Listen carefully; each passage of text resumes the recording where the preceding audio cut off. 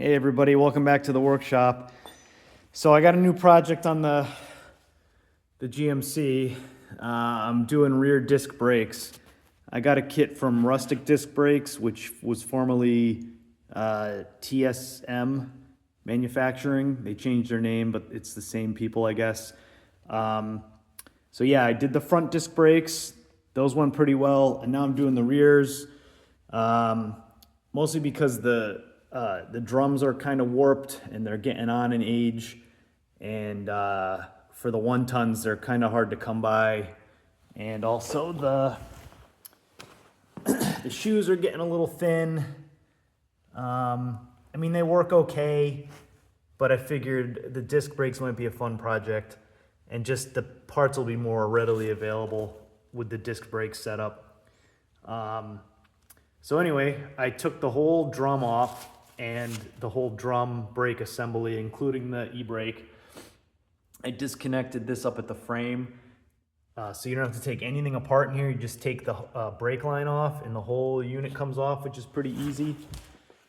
And they send you rotors, calipers that have parking brakes. I opted for the parking brakes. These are like a 70s GM design that uses a mechanical parking brake lever to squeeze the caliper. And then they send a bunch of brackets. You can get them powder coated. I powder coated these because I have a powder coater. They give you the directions, a lot of instructions, and these are kind of funky, these calipers.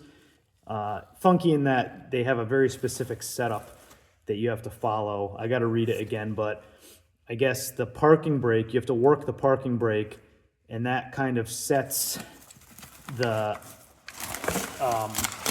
it takes up the slack in the piston. Get this out of here.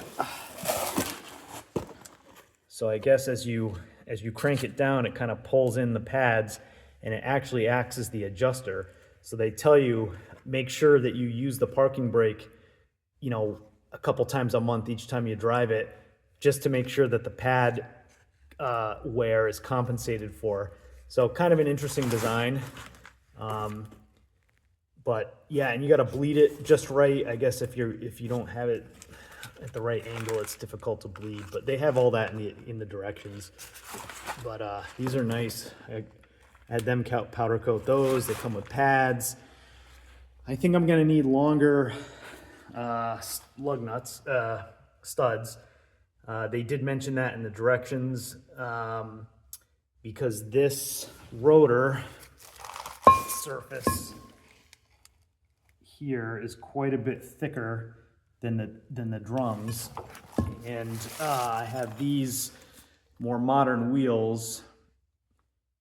So basically, when you add up the wheels, the rotor, and the clamping plate, you get 1.2 inches of height you need just to get all of that over the studs, which it clears, but then I barely have any room to get the nuts on. But those do have to come out anyway, because in the directions they said that this oil slinger shield has to come out because it won't fit over the rotor won't fit over it, and I just checked that, and that's accurate. So I got to get these out and get longer ones, which hopefully isn't a challenge, because I did already put bigger diameter studs in here for my wheel spacer, because those wheels don't fit over those drums. So I had to get the wheel spacer to get everything to clear. So I got to find that diameter stud that's longer than what I have. So anyway, it'll be a learning experience, and I'll share it all along with you here as I go. So take care. See you next time.